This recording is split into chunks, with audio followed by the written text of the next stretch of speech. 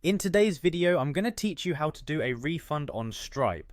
Whether you're a business owner managing transactions or a team member handling financial tasks, knowing how to process a refund in Stripe is essential for smooth operations. Let's get started by navigating to stripe.com.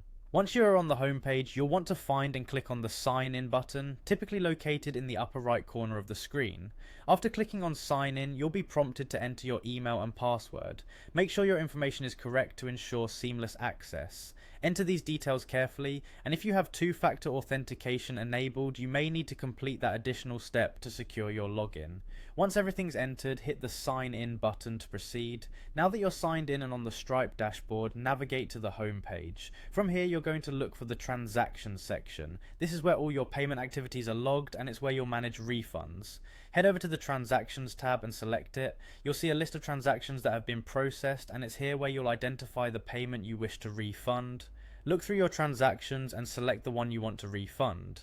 When deciding on a transaction to refund, ensure that you have verified the details and confirmed this with your customer or client as necessary. This will help prevent any errors or misunderstandings later on. Once you've selected the right transaction, glance up to the top right corner of the screen. You should see an option to refund. Keep in mind this feature is only available if you're operating on a paid Stripe account. If you don't see this, you may need to check your account settings or consult support for assistance. Clicking on the refund option will present you with a few choices.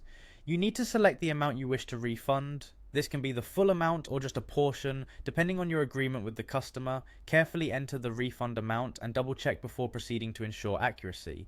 After you've selected the correct amount, go ahead and click proceed.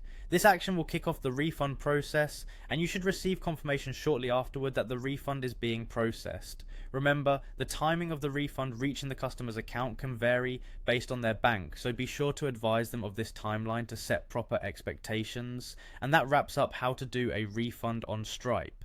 It's a straightforward process, but being precise and careful with each step ensures everything goes smoothly. Thank you for watching, and I hope this guide has been helpful. Feel free to revisit any part of this tutorial if you need a quick refresher,